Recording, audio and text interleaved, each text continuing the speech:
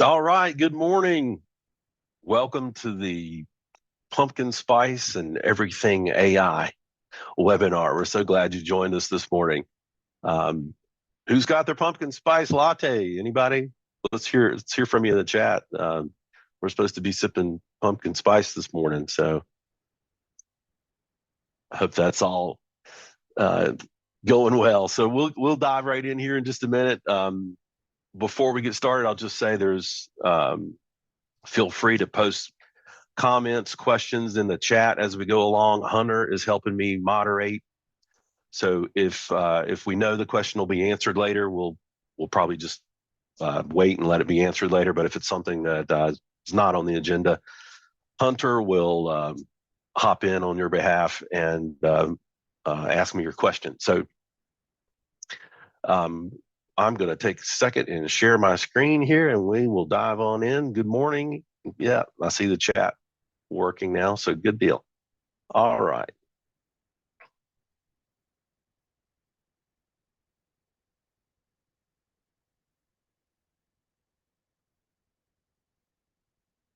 Okay. Give me just a second. Here we go.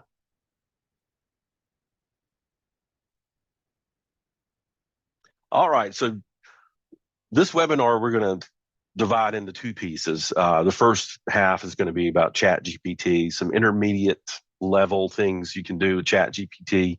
And then the second half, we're going to look at Midjourney, which is an AI image creation tool, and introduce you to that and some of the techniques on generating images with AI using that tool. So you should be able to see my screen here. I have a ChatGPT window pulled up. So is everyone seeing that? Are we looking good? All right. So ChatGPT has just announced, and by the way, this stuff changes every day. It seems like it is to the point it's almost hard to keep up with. The world of AI is, um, it, like I said, it's daily something new's coming out. Even with Chat GPT has just changed in the last couple of days since we planned this webinar. It's had some significant changes. One of those is OpenAI, who are the creators of Chat GPT. They have just announced that you will soon be able to make your own GPTs.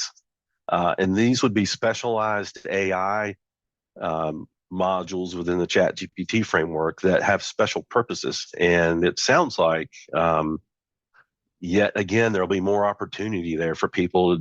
If you create a custom GPT that's specialized for an industry, for example, there may be an opportunity for you to license it and have subscriptions and all kinds of things. It's like the Wild West right now. So if you've used ChatGPT, lately, you may notice that this interface looks a little different now. So looking at the left side, there's this Explore button. Here are some new. They're calling these GPTs. Here's some new ones out here that they've put out as examples, and you can see they all have different uses. Here's one for mixing drinks. Here's sticker design and so forth. But stay tuned because you'll be able to make your own here shortly. So you still have the Chat GPT Classic. So if you want to come in here and do a new chat with that, that's available. And then up at the very top, excuse me, is ChatGPT 4, which is the latest version. And if you'll notice, they now have Dolly, which is the image creation built in, and web browsing is built in. So and you can now attach files and upload files for analysis. So these are huge changes that have been even since our last webinar. These are new improvements to the ChatGPT interface. So we're going to do some things today around customizing ChatGPT for your own personal experience. And part of that is going to be training ChatGPT to output in your voice or in more along the lines of your own writing style. So I'm going to show you an example of that here in just a minute. But I always want to reiterate that context and prompting are the keys to your success with ChatGPT. That's or AI in general. So providing context, meaning the more background you can give it, and provide some history there and some historical context, that's going to be important. And then experimenting with prompts to get you to the best results. If you're looking at the left side navigation when you're inside ChatGPT, these are all saved chats. And I mentioned this in the first webinar, but it's worth mentioning again. The good rule of thumb or best practice is to create a chat per topic. So you preserve that context. You can go back later to that chat rather than using one chat all the time for everything you talk about. Even though it would remember it, it just may get a little confusing to you as a user. Like, what does ChatGPT already know in this context? I'm not sure what I've already told it. So use those in that way to just make life easier when you're inside of here. And you can see all the ones I have saved over here. I mean, I asked it for Halloween costume ideas recently. I had it help me with Cybersecurity Awareness Month. So those are all saved chats that have that historical context. Before we get into this customization, I want to show you this feature, this use of this new feature in GPT-4. If you'll see up here, it's the browsing feature. And I'll admit, I don't watch the news much, and I feel like, I don't know what's going on with this whole Israel conflict over there. So I thought, hey, let me put ChatGPT to the test. So knowing it can browse the web, I ask it to provide an executive summary of the current situation between Israel and Palestine. Start with the beginning of this conflict and bring me up to date through today. Provide some background info, and then browse the internet to find the information and present it in a timeline format showing the important dates of events. And it took it a while, but it did go out and search and returned this, what I called an executive summary of that situation over there. So now I can read this and kind of get caught up on what's going on over there. So you'll see, gave me the background and then the timeline starting with October 7th, the various things that happened. So I think that's amazing, because if you've used this at all, you'll know that only until the last few days, ChatGPT has not been able to browse the web. So now that it can, I mean, the sky's the limit on what you can do with it.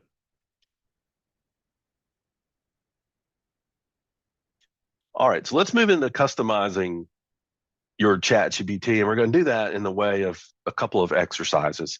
The first is we're going to have ChatGPT help us create a LinkedIn bio, and then we're going to use that bio to customize our ChatGPT experience in the end. So something you can think about when you're asking GPT for help here is to ask it to put on a persona or pretend that it's a certain role. So to pretend you're a marketing consultant. Ask me questions in order to create an effective LinkedIn bio. Once I have responded to your questions, generate a bio for me. So this has already been generated for the sake of our time today, so I'll just glaze over it here briefly. So sure, hello, Rafe, to craft a LinkedIn bio that encapsulates your professional essence and resonates with your network, I'll need some details. So it came up with 7 questions. How would you describe your professional ethos or philosophy towards IT? By the way, it knows that I'm in IT. You'll understand why in just a minute. What are the core services that ComTech offers? Could you share a significant achievement, and so forth? So it's got 7 questions. And then I said, I will answer these one at a time and number them. I'll let you know when I have submitted the last answer. I may not have answers to all of your questions, because some of those I felt like I don't want to take the time to do it, or maybe not be relevant. So I decided I'd maybe skip a couple. So It says, sure, please feel free to answer the questions at your own pace. I'll be here to assist you every step of the way whenever you're ready. So it's acting like a marketing consultant, giving me questions. So here's where I started answering. Number one, I like to say that ComTech is a security first MSP. It responded. I moved to number two. Provide an answer, got a response. Number three, answer, response, and so forth to get to number four. I'm telling it I'm a HIPAA compliance manager here, along with my other roles. It understands what that means, acknowledge that. Number five, I chose not to answer because I wanted it was an industry specific question, and I wanted my LinkedIn bio to not be industry specific. So I answered number six, number seven, and then I said, okay, that was my last response. So please proceed. And here's the response I got. Based on your inputs, here's a draft of your LinkedIn bio. So you'll see it created this big LinkedIn bio. I've realized I had made a mistake in there with the number of endpoints we cover, so I corrected that. It generated it again with the correct information.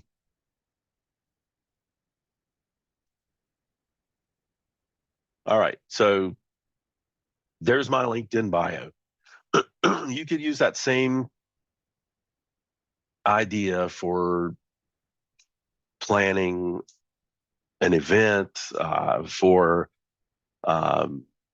help with coming up with content. Hey, I need to generate content. I don't even know what questions to ask. But how about you ask me the questions?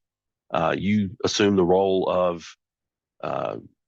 advisor, consultant in whatever capacity that makes sense. Hopefully that makes sense and gives you an idea of a different way to use ChatGPT. So I've got this bio created here. Now we're going to talk about training ChatGPT to respond in your voice, because the default ChatGPT responses may not sound anything like you. So this is a way to give it samples of your writing so that it can understand how you communicate, the language you use, maybe the tone. So I open up a new chat here, and I told ChatGPT, hey, I'm going to give you samples of my writing so that you can provide an analysis and summary. I'll use that summary in the custom instructions here, so you'll have a clear idea of my writing style and how to respond as me. ChatGPT responds with, that sounds like a great plan. I'm ready to summarize any of your writing samples. I then told it I'll begin submitting samples. When I've submitted the last one, I will respond with last sample. Please hold your analysis until I have told you last sample. The reason I did that is sometimes it doesn't know when you're finished or if that was the only one. So it may try to process the original request before you've given it all the data. So this is a way to tell it, hey, don't do your thing until I tell you I've given you all the data. So what I used was just email responses. I just went into my sent folder, grabbed some emails that I had replied to. So you'll see I start pasting in sample number one. Got it. I'll wait for the rest of your samples. Sample number two. And so moving on here, I try to use a mix of prospect emails, clients, friends, casual examples versus maybe a little more formal examples. So I get to the end here, and I've submitted, let me see.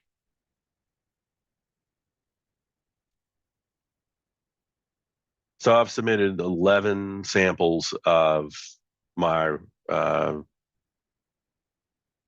writing style. And then I told it, I'm done now. You can do your thing. ChatGPT says, okay, thank you, Rafe. I'll proceed with the analysis and summary of the samples you provided. Please give me a moment to compile it. And it compiled it, and it came up with this summary of my tone and style. Your tone is consistently professional, yet friendly, reflecting a blend of casual conversation with business acumen.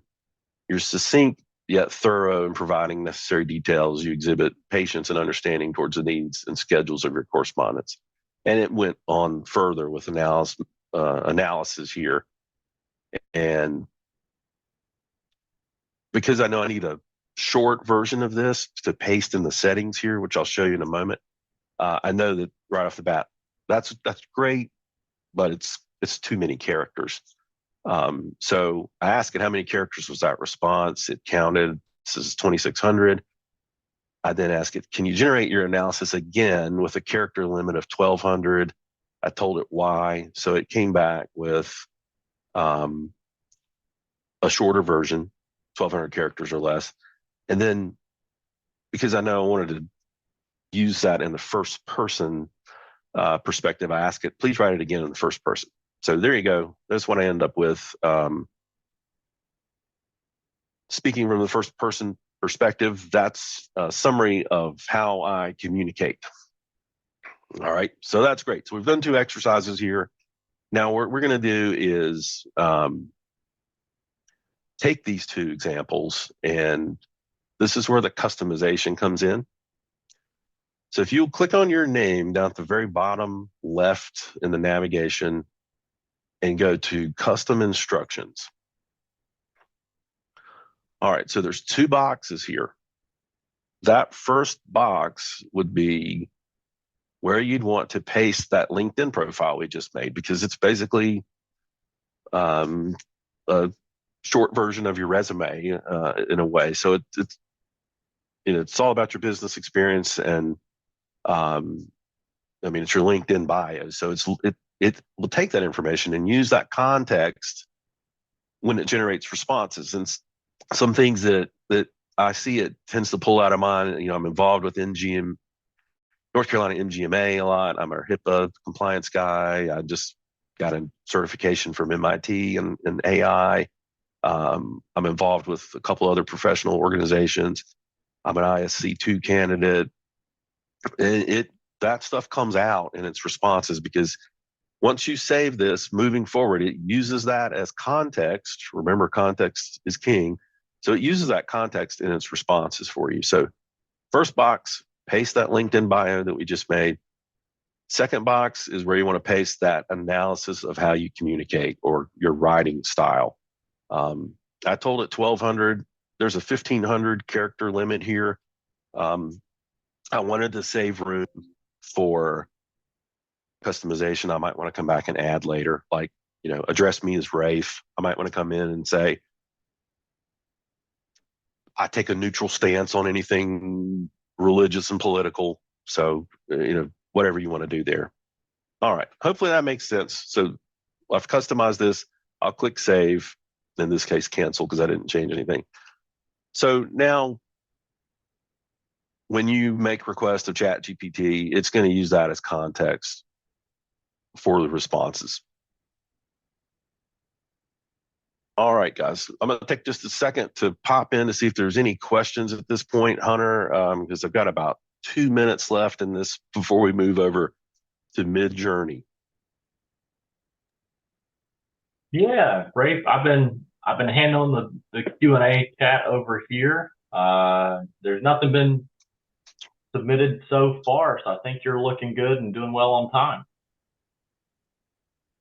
Okay, perfect.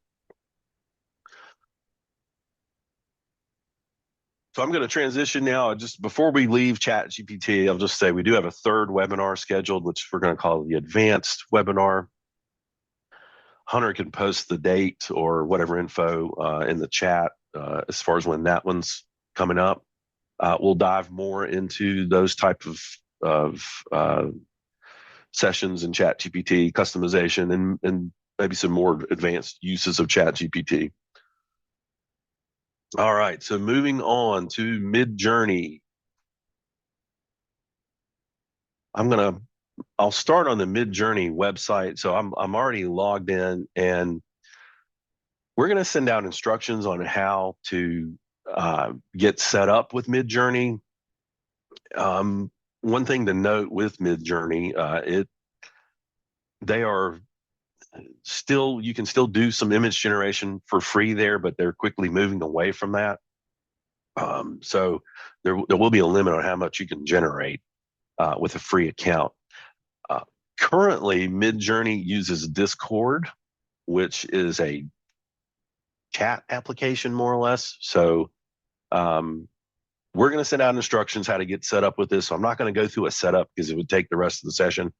But if you go to discord.com, this is where you'll get started. You'll download the app for Windows. Again, our instructions will walk you through it.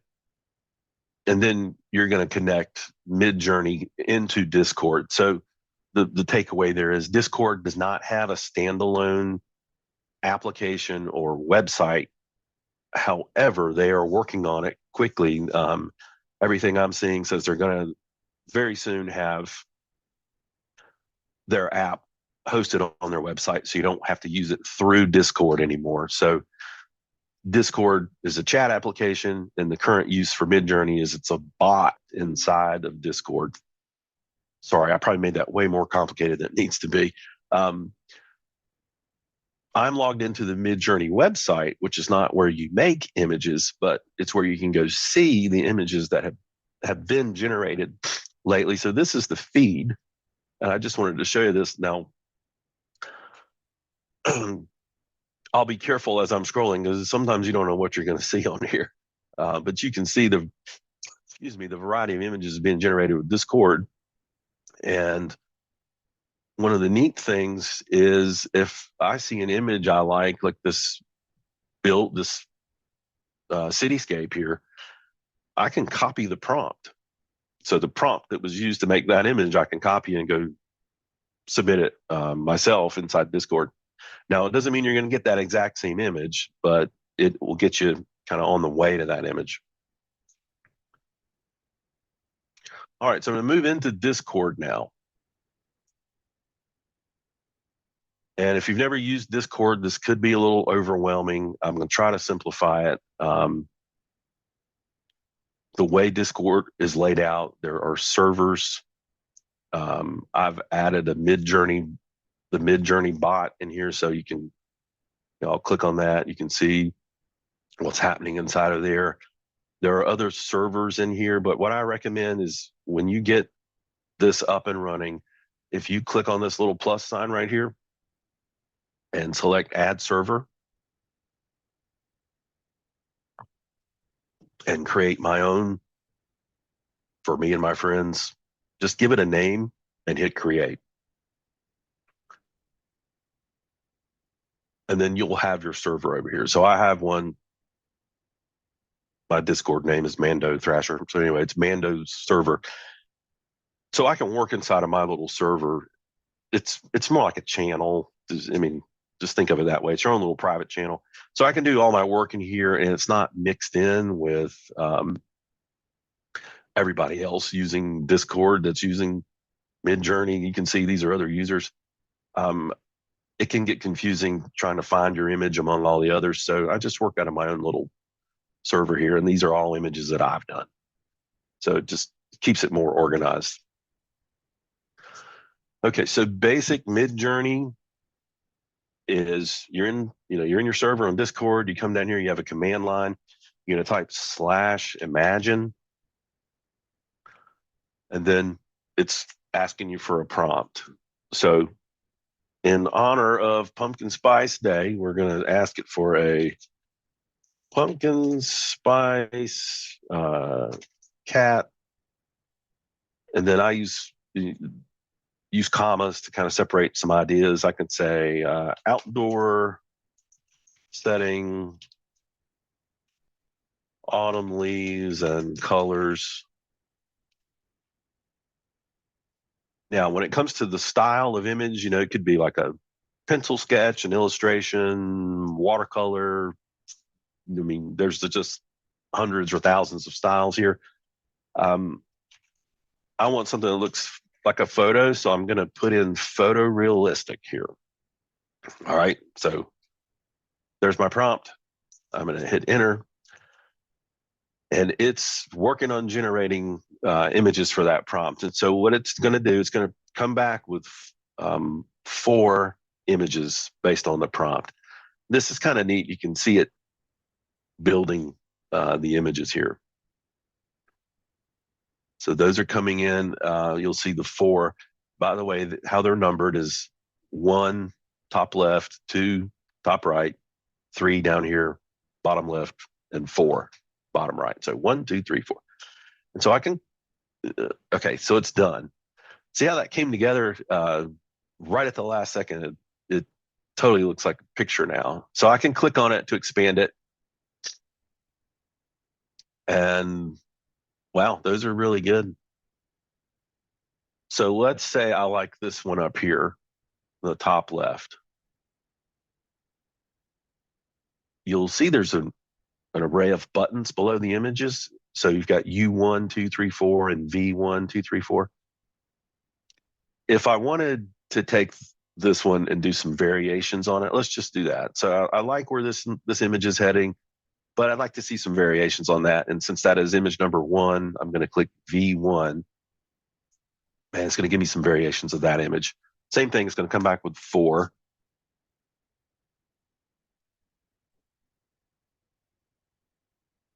So here they're coming in. While that's generating, by the way, if I look at my feed, I can always go back and revisit images and do the same thing. So it saves these for you to visit later. Okay, so here are the 4 variations of that first image.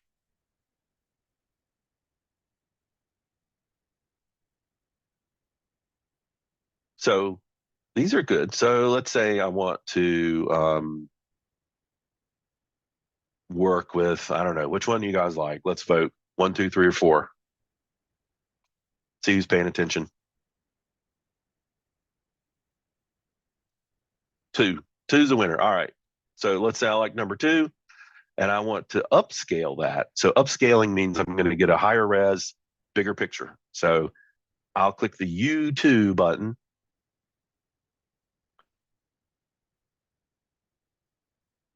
And it's going to give me the larger version of that. Now I can click on it.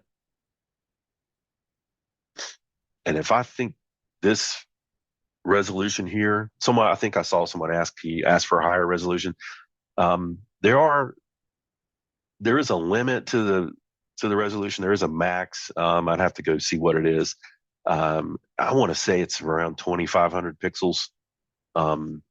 So it'd be big enough to print maybe on an 8.5 by 11 sheet of paper, or maybe make a t-shirt design, but it's probably not high res enough for something like a poster, for example. So if I like this size and just want to use it, I can just right click and do save image. But if I want the full res, I just click open in browser, which is this link right below it. It's going to take me to the Midjourney website under my account and give me the larger version of that picture. So that's loading. We'll come back and revisit that. All right. So let's do another image. Oh, just checking. Yeah, that's still loading. They must be busy. All right. So imagine, and I just start typing IM, and you see imagine pops up. And then it's asking me for a prompt. And in honor of Pumpkin Spice Day, we're going to do another pumpkin spice image. Pumpkin spice. And I'll use this for the face swap because we're running about 15 minutes left here. So I'll do an image of a person that we can do a face swap on. Let's do Elvis Presley. All right. So I'm going to do pumpkin spice, Elvis sitting at dinner table. Let's make it festive. Autumn leaves and colors.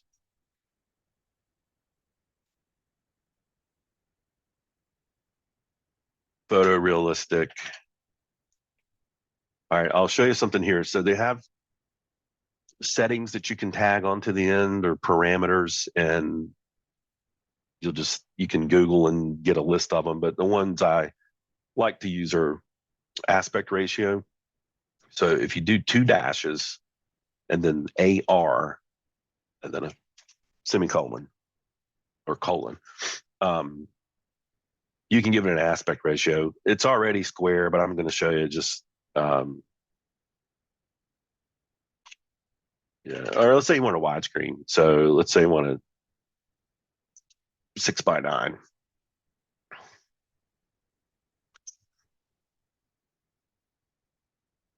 Oh, I'm sorry, I did that wrong. Hold on.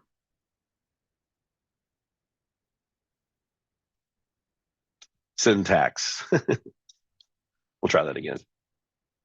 Imagine. I'm sorry, it's dash dash AR. I had too many semicolons in there.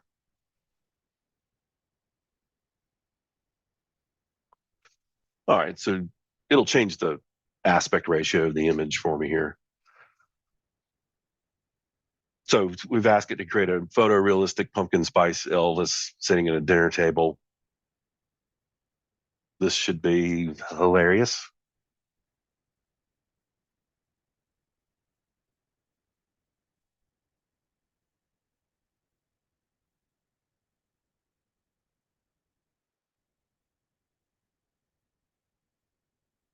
You see those images coming in. Now, already what I notice is these are awesome, right?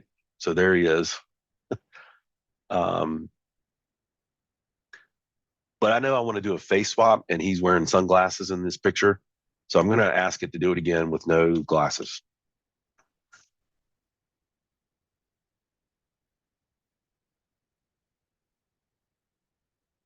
and hope that it understands that. So I'm just adding, I pasted my prompt from before and I'm just adding no glasses in here. By the way, you could keep submitting the same prompt over and over. It's going to give you different images every time. Or you can click this little icon right here. It does the same thing. It just resubmits that last prompt.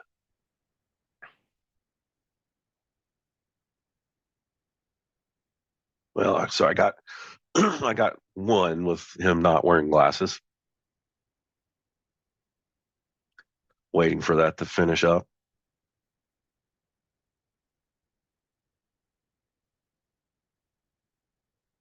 And I'll click here to see all four. So those are neat. He's, you know, looks kind of like Elvis. So let's upscale number 3 because that's the most promising one to do a face swap with.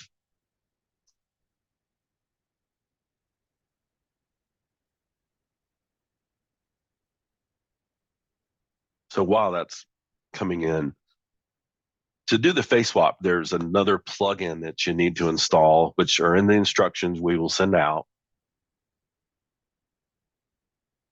And it's by a group called Pixie.ai, which I'll show you in just a second.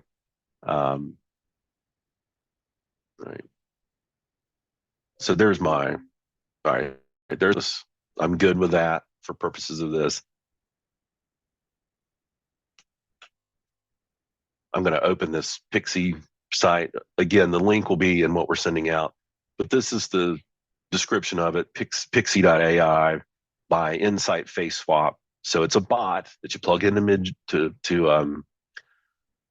Discord with Midjourney to create face swapping. So once you've got your Midjourney set up and everything, if you just come in here and click this link, it'll do it for you from there. It's going to ask you what your server name is, which would be the server you've created inside of here. So, Mando's server in my case. And then it'll install this into Discord for you. Let me show you this while we're in here. So if you see up here in the top right, this is showing me what's installed in my Discord. So if I just click this member list, show member list, I get these to show up. So there's that face swap bot. Here's the Mid Journey bot. This is what's inside my server. All right. So here's a way to, if you don't have to remember all these codes, if I just click on the face swap, these are the commands, right? So set ID, save ID, and so forth. So save ID is going to be what you use to upload the picture of the person you want to use as your victim for the face swap. So what it does is brings up this box so I can go grab an image. So it's letting me browse. I'm just going to grab a picture of one of our employees.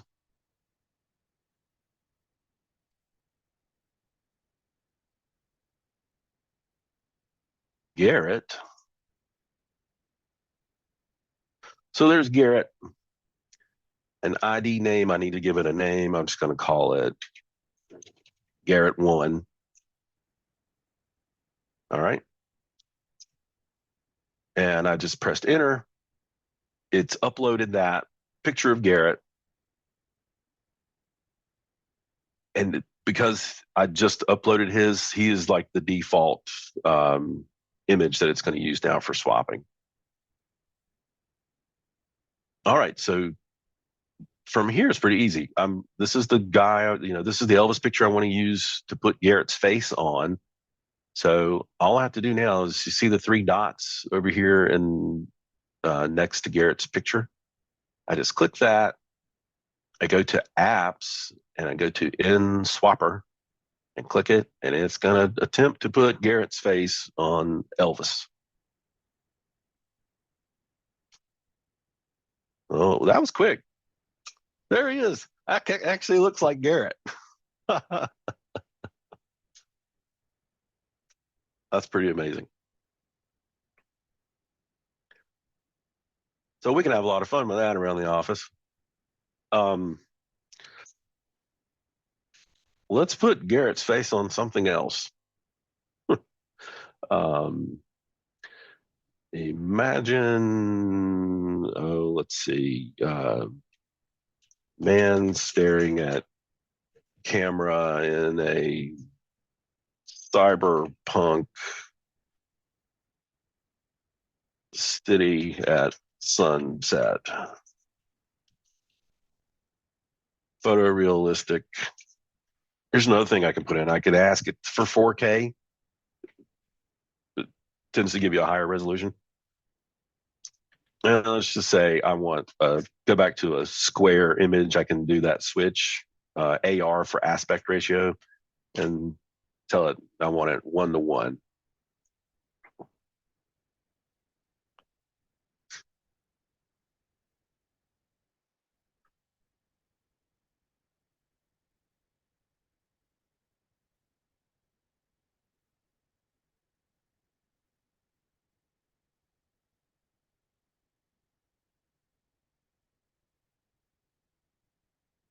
All right. Well, these guys all have facial hair. That's interesting.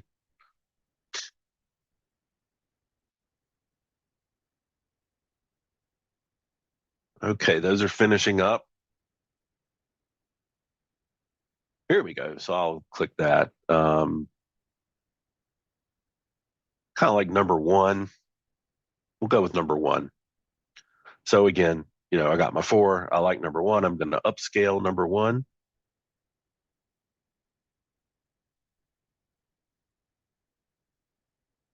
There it is. I just go to the 3 dots and go to apps, in swapper. Is Garrett on the webinar? Just curious. There you go. It's amazing how fast it does that. Yeah, Rafe Garrett, definitely attending the webinar, and he appreciates you using him as your victim as There you go. He's been trying to change up his hairdo and there you go. outfit selection. This is good ideas for him. Oh my goodness. Well, thanks for being a good sport, Garrett. Um, I mean, honestly, those pictures look better than you do in real life. So I'm just kidding. All right. So any questions or requests? Let's make a couple more images just to be sure everyone's clear on how to do this. So I'll tell you one of the mistakes I kept making when I started using this at first is I would always forget to come in and do the slash imagine. I would just come in here and start writing a prompt, and you'll get an error that says it doesn't make any sense. So just slash imagine prompt. Let's give it something. I always like to give it just totally random things to see what it'll come up with. Um, this just popped in my head. Cruise ship model made of toothpicks. Photorealistic. That's all I'm going to give it. Let's see what it does. Probably no practical use for that whatsoever, but I'm just trying to expand your thinking here and just give it random stuff. Now, I have used this quite a bit for social media posts, especially with the cybersecurity awareness month last month. I came in and had it generate all kinds of cool images. Look at that. So the prompt again was cruise ship model made of toothpicks.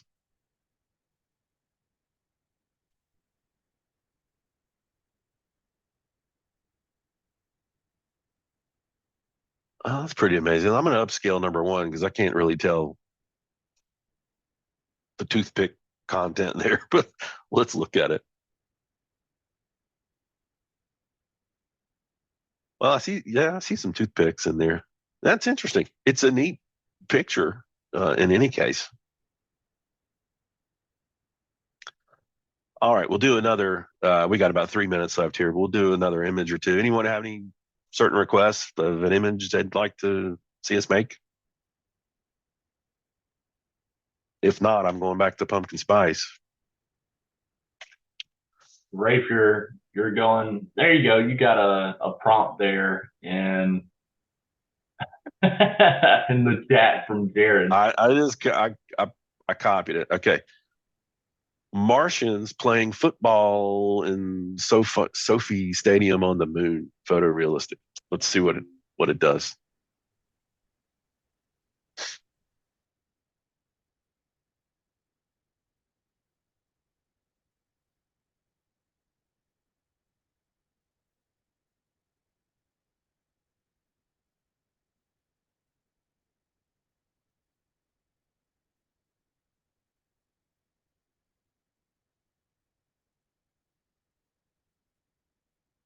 Here it comes. I don't know if they're playing football, but it's got some. I do see people on the moon. Oh well, maybe doing something. That's interesting. Huh.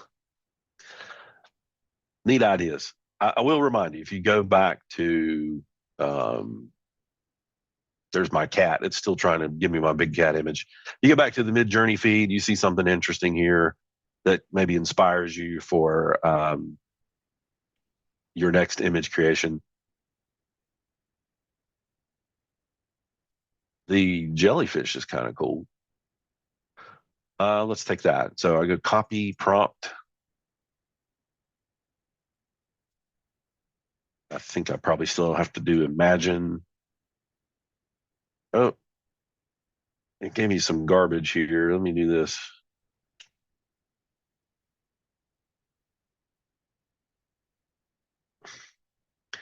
Yeah, so it's referencing a style.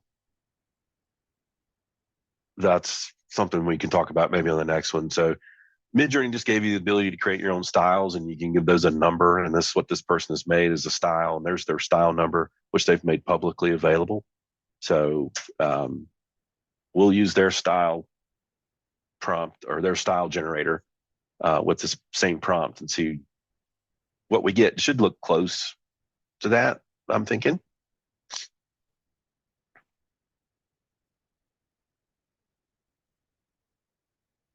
Um, so I see a question while this is loading in. Uh, so Midjourney has different levels of paid accounts. I'm on the standard, which is $30 a month. Currently, if you're on that plan, anything you generate in here, you can download and use for any purpose. You own the image. You know, there's no royalty, there's no licensing fees. It's your image until they change it. So right now, that's the deal. Whatever you make in here, you got free reign to use it however you like. All right. So there's the jellyfish using that prompt. And then, of course, I can come in and change the prompt. If I didn't like those, I'm like, let's see something else. I can just hit this regenerate button and it's going to do that. I know we're running almost out of time. One last thing I want to show you. If you do slash settings and just hit enter, this pops up. This allows you to adjust your settings, which applies to all of the images you generate until you change it. So I always make sure I'm using the latest model, which is 5.2. I've got stylize very high selected. Public mode, I could actually turn that off. In public mode, every image you generate gets shared on that feed. So you do have people that don't want to share their prompts. You know, they'll share their images, but they don't want you to know how they made it. They don't want you stealing their prompt. So they're operating in private mode. Otherwise, your prompt and your output is out there for everyone to see. So here, here's some settings that you do have the ability to change. Okay, we're a couple minutes over. Hopefully that was good, helpful to everyone. Any questions? We'll maybe take a question or two before we wrap it up.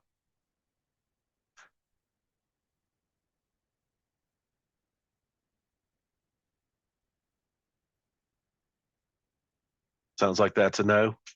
So good deal. I think I answered the export. Yes, you can save those, download, all that stuff. Well, thanks for tuning in, joining us today. Hope your pumpkin spice was good. If you had a chance to go grab one, and stay tuned for our upcoming final webinar of this part 3 or 3-part series, excuse me, which will be the advanced webinar. We're going to look at Leonardo as an image generator. It's amazing. It doesn't require as much setup as Midjourney. You can pretty much dive right in and start generating images. So that'll be part of what we look at in the next one, and more with ChatGPT. Who knows what changes they'll add between now and then? So we'll have to wrap our heads around that and dive in on the next one. Hey, Ray, all right, guys. We have one last question here that snuck in near the end, asking about Midjourney using the internet for image generation. Absolutely, it's generating it online, so you do need it's not an application that you install locally and are able to use without an internet connection. It does need internet connection to work. Gotcha. Very good.